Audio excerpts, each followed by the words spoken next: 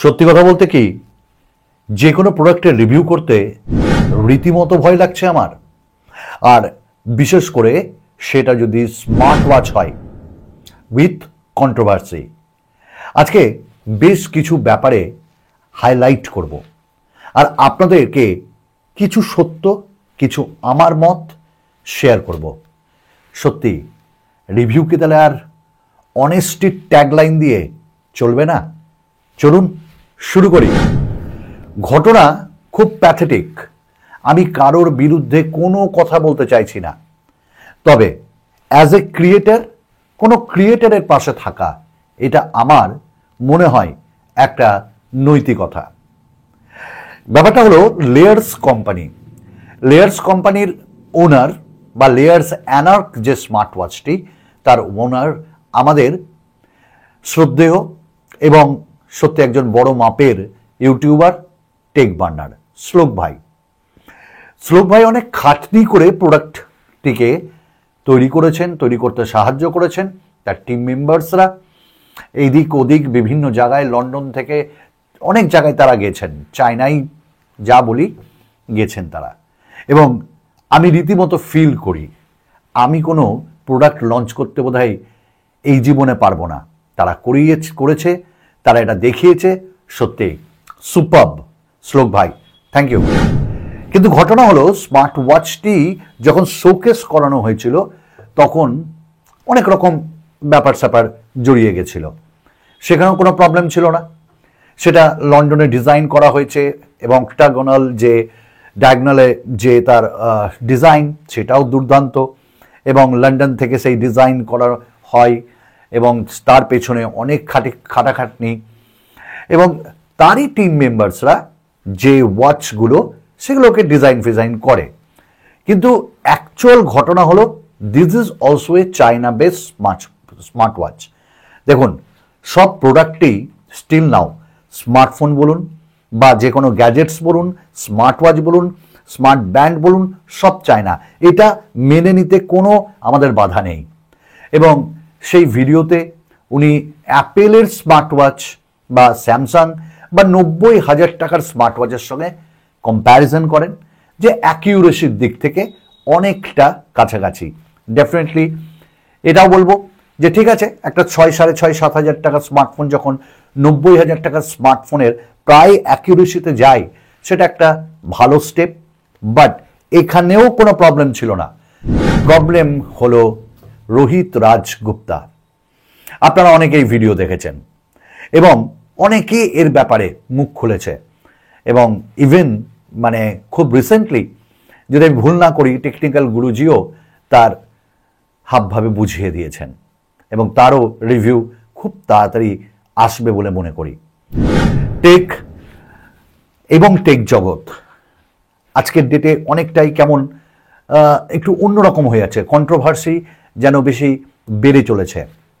Tracking টেকের চ্যানেলে আমরা দেখলাম যে একটা টেক আড্ডা বসেছিল এবং সেখানে শ্লোক ভাই ছিল এবং বড় বড় ক্রিয়েটার্সরা ছিল, ইভেন টেকনিক্যাল গুরুজি।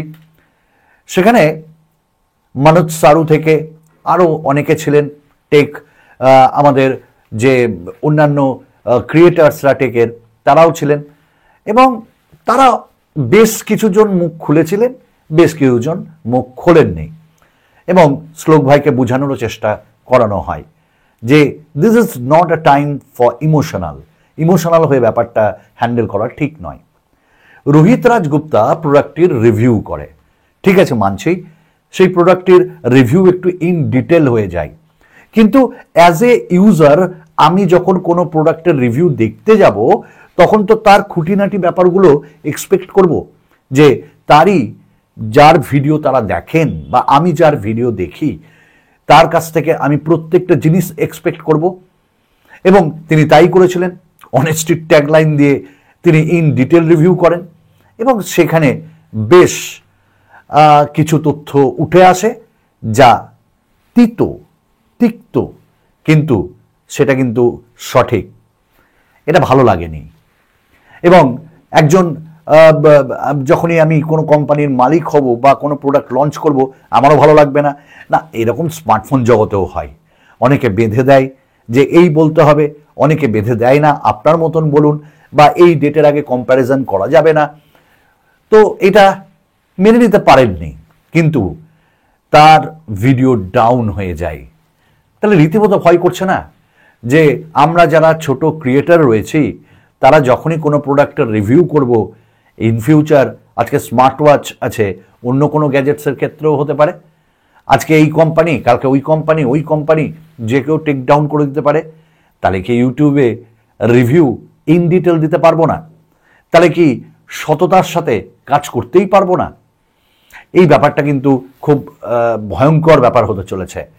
তো লেয়ার্স বা অ্যানার্ক কোম্পানির যে প্রোডাক্টটি রোহিত রাজগুপ্তা দেখায় যে এই স্মার্ট ওয়াচটির যে অ্যাপের কোড নেম বা এই স্মার্ট ওয়াচ অন্য মানে একই স্মার্ট ওয়াচকেই এই নামে বিক্রি করা হচ্ছে, ঠিক আছে, আমরা তো আজকে ডেটে রেডমি, পোকো এই জিনিসগুলো দেখি, কিন্তু ঘটনা হলো যে বেশ কিছু জায়গায় হ্যাঁ এদিক ওদিক হয়েছে।